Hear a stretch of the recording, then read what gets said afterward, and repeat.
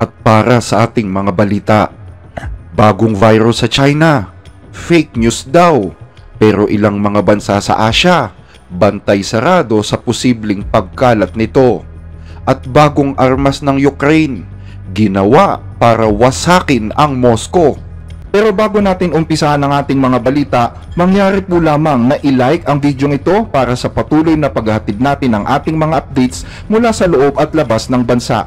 Malaking tulong po ang inyong like para sa aming mga content creator. Maraming salamat po mga kababayan.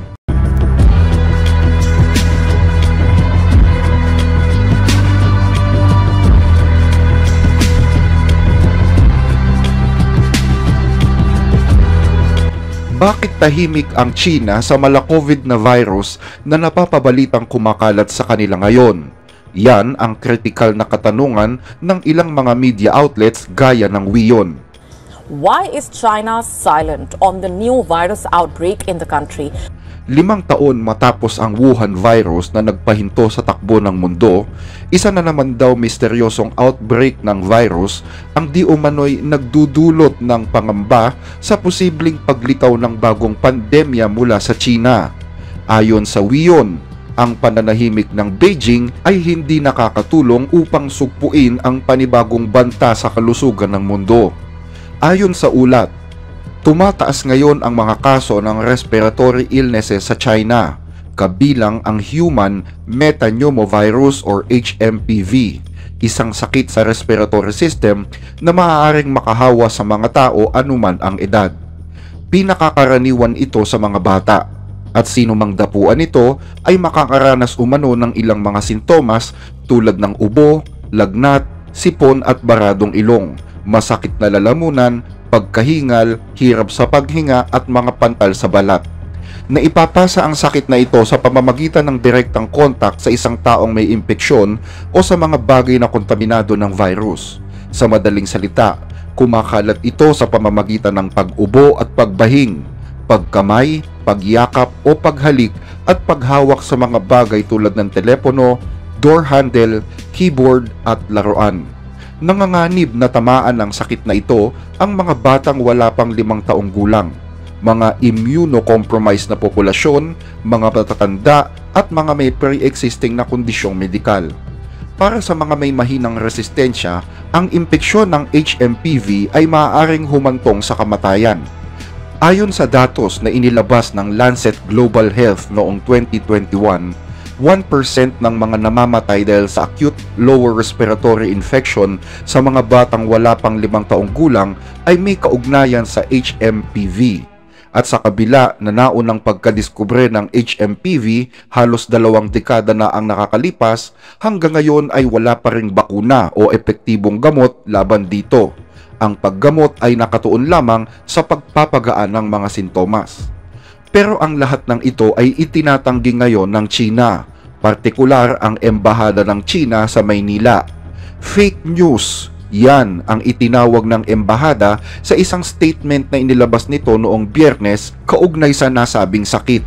Dagdag pa rito, pinabulaanan din ng Department of Health ang mga ulat na nagsasabing may bagong virus na kumakalat sa China. Wala talaga, wala. It's fake news. Mismong Department of Health at Chinese Embassy na ang nagsasabi, fake news ang kumakalat na post sa X na may bagong epidemya sa China. Ayon sa DOH, wala umanong credible na batayan ang mga balitang ito at gayon din daw umano ang sinasabi ng World Health Organization. Nagpayo ang DOH na iwasang magpakalat ng mga impormasyon na hindi pa napapatunayan. At sa halip ay pinapayuhan ang publiko na tumutok sa mga anunsyo mula sa mga social media at websites ng DOH. Sa kabilang banda, ilan sa mga bansang Asyano naman ang nakatutok ngayon at bantay sarado sa napapabalitang virus na bumabangon sa China. Ang Hong Kong halimbawa ay nakatutok ngayon sa posibleng paglala ng virus matapos maiulat na mayroong ilan doon na tinamaan ng sakit. Napaulat din na pinag-iingat ng gobyerno ng Japan ang mga mamamayang Hapones matapos mapabalita na biglang tumaas ang kaso ng mga trangkaso sa bansa noong December 15, kung saan ng araw na yon ay nakapagtala ng 94,259 na mga kaso ang iba't ibang hospital sa Japan. Nakatutok din ang mga otoridad sa India hinggil sa napapabalitang sakit na ito, bagaman sinabi nila na walang dapat ipag-alala. Samantala, nakatutok din ang CDC Taiwan mula pa noong December 26 sa pangamba na baka makapasok sa kanila ang sakit na ito. Naglabas din ng health alert ang bansang Cambodia at maging ang mismong National Disease Control and Prevention Administration ng China ay nakatutok na rin dito. Samantala, nakapagtala naman ang bansang Malaysia ng may 327 na kaso ng HMPV sa kanilang bansa, ngunit sinabi nila na hindi na bago ang sakit na ito. Ayon naman sa Health Ministry ng Indonesia, wala umanong naitalang kaso ng HMPV sa kanilang bansa, pero tiniyak niya na nakaantabay ang pamahalaan sa posibleng pagpasok at pagkalat ng sakit na ito sa kanila.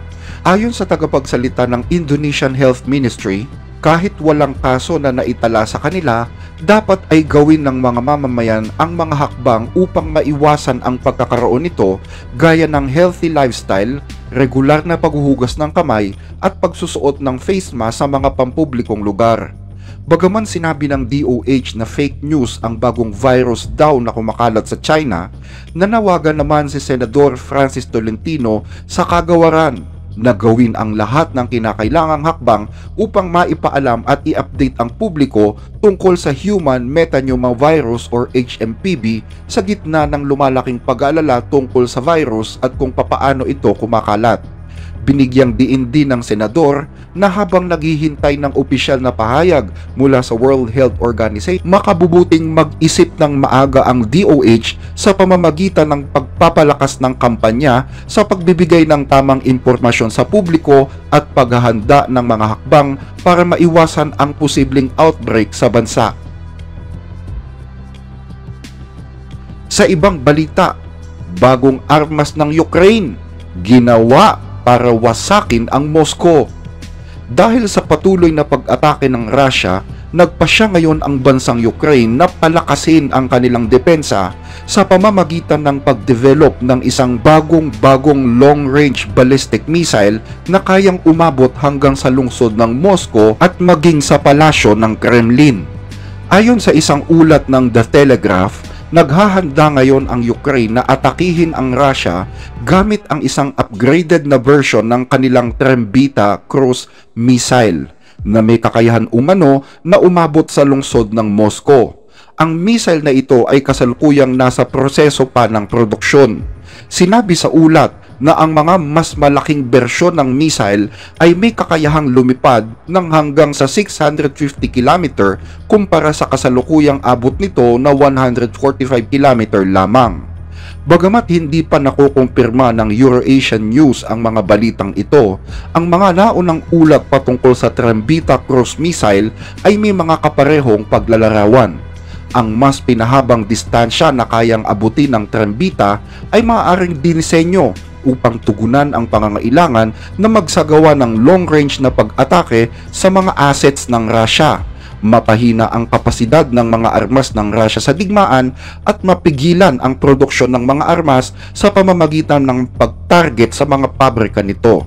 Sa ngayon, gumagamit ang Ukraine ng long-range strikes sa Russia gamit ang American Army Tactical Missile System or ATACMS. Ganon din ang British Storm Shadow at ang French Scalp EG missiles. Gayunman, matagal bago pinahintulutan ng mga kaalyado sa kanluran ang Ukraine na gamitin ang mga missiles na ito laban sa teritoryo ng Russia. Noong una ay nag-aalinlangan pa ang US at ang mga kaalyadong bansa na ipagamit ang mga missiles na ito dahil yan sa takot na baka magdulot ito ng mas malaking tensyon sa Russia. Ngunit noong November 2024, sa wakas ay pinahintulutan nila ang Ukraine na gamitin ang mga long-range missile sa pag-atake sa teritoryo mismo ng Russia. Sa kabila nito, limitado pa rin ang supply ng mga missile sa imbakan ng Ukraine. Bukod dito, wala rin umanong kasiguraduhan na magpapatuloy ang military support ng Estados Unidos lalo't nalalapit na ang pag-upo ni Donald Trump bilang Pangulo sa Enero 20. Dahil dito, naghahanda ang Ukraine na gumawa ng sarili nilang mga armas upang matiyak na ang kanilang kakayahang depensahan ang kanilang sarili ay mapapanatili. Ayon sa ulat ng The Telegraph, gumagawa ngayon ang Ukraine ng sarili nilang long-range missiles bilang paghahanda kung sakaling maubos na ang supply ng ATACMS mula sa US. Inaasahan ang araw na mauubusan sila ng mga espesyal na armas mula sa Amerika, partikular ang 190 mile range ATACMS ballistic missiles. Kaya't naghahanda ang Ukraine na mag-produce ng mga trembita at iba pang long-range deep strike munitions. Ang nasabing mga ulat ay lumabas ilang araw matapos ibalita ng The New York Times na paubos na ang stockpile ng Ukraine ng mga ATACMS. Kapansin-pansin ito dahil kumukonti na ang kanilang pag-atake gamit ang US missile. Ayon sa dalawang mataas na opisyal ng US na tumangging pangalanan, posibleng mayroon na lamang daw natitirang 50 missiles ang Ukraine sa kanilang imbakan noong araw na pumayag si Biden na gamitin ang ATACMS. Matagal nang nananawagan ang Ukraine na magkaroon sila ng mas mahabang range na mga missile upang mapigilan ang unti-unting pag-usad ng mga puwersa ng kalaban. Ito ang hinihiling ni Zelensky sa gitna ng pagpapaigting ng Russia sa mga pag-atake nila sa Ukraine. Pinalalawak din daw ng Russia ang produksyon nito ng mga missiles at drone. Isang ulat mula sa CNN noong December 27 ang nagsabi na gumagawa o nakagawa ang Russia ng karagdagang 5,760 drones mula Enero hanggang September 2024 sa Shahed Production Facility na nasa Alabuga Special Economic Zone sa Tatarstan. Ang Trembita missile na ipinangalan mula sa isang Ukrainian Alpine Horn ay unang ipinakilala noong 2023. Sinasabing maliit na version ito ng German V-1 missile na ginamit noong ikalawang digmaang pandaigdig.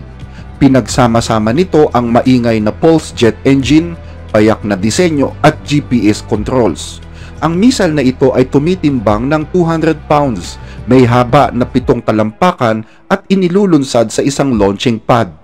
May kakayahan ang Trembita na lumipad ng hanggang sa 400 km kada oras dahil sa pulse jet engine nito na bihira sa mga makabagong missile. Gayunman, ang engine nito ay nagre-release ng mataas na temperatura at may ingay na 100 decibels, dahilan upang mabilis itong ma-intercept ng mga air defense system ng Russia.